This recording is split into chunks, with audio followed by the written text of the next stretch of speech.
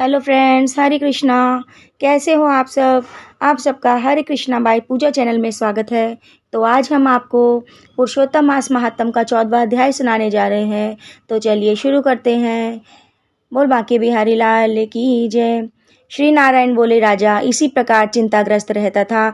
एक समय वाल्मीकि ऋषि उनके यहाँ आए। राजा ने जल्दी से उठकर भक्ति सहित उनके चरणों में नमस्कार किया। तब वाल्मीकि ऋषि राजा को शांत देखकर कहने लगे, हे राजन, तेरे मन में जो कुछ भी चिंता हो वह तुम बिना संकोच कहो, क्या बात है?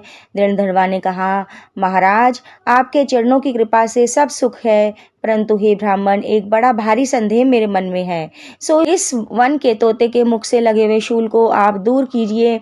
वाल्मीकि ऋषि राजा के यह वचन सुनकर बोले, हे राजन, पूर्व जन्म में तुम द्रविड़ देश में ब्राह्मण के घर में त्रामपत्र के किनारे उत्पन्न हुए थे। सदैव तुम्हारा नाम था। तुम धार्मिक, सत्यवादी, जितना मिले उतने में ही संतोष रखने वाले थे।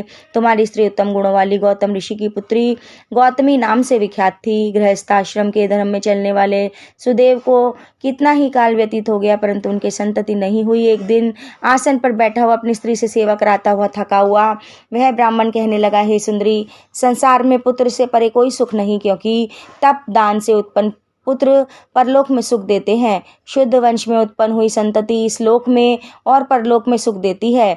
उस श्रेष्ठ संतति को मैं प्राप्त ना कर सका तो मेरा जीना ही व्यथा है। मैंने इस वेदाध्ययन नहीं कराया, ना उसका विवाह आदि किया, अतः मेरा जन्म वृथा है। इसलिए मेरी मृत्यु शीघ्र ही हो जाए तो अच्छा है। मुझको आयु प्रिय नहीं है। इस प्रकार अपने पति के वचनों को सुनकर उस सुंदरी के मन में अत्यंत दुख हुआ और बोली, हे प्राणेश्वर, ऐसे तुच्छ वाक्य मत कहो। तुम्हारे जैसे वैष्णव शूरवीर कभी निराश नहीं होते।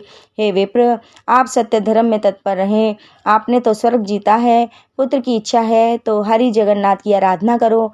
वह ब्राह्मण श्रेष्ठ अपनी धर्मपत्नी के ऐसे वचन सुनकर निश्चय के साथ ताम्रपर्णी नदी के किनारे चला गया। वहां जाकर पुण्य तीर्थ में स्नान कर महाभयंकर तप करने लगा।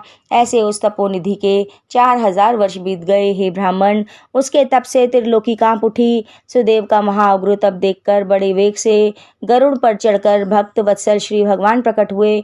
श्री नारायण बोले, हे नारद जी, नवीन मेघ के समान चतुर्भुज जगत के पालन करने में समर्थ उन मुरारी के आनंदित मुख को देखकर बड़े हर्ष के साथ सुदेव ब्राह्मण ने मुकुंद को साष्टांग नमस्कार किया। बोल बांके बिहारी लाल की जय। पुरुषोत्तम मास महात्म का 14वां अध्याय यहीं समाप्त होता है। दोस्तों, अगर आपको यह वीडियो अच्छा लगा हो तो लाइक, शेयर और सब्सक्राइब करना ना भूलें। जल्द मिलेंगे नई वीडियो के साथ। हरे कृष्णा।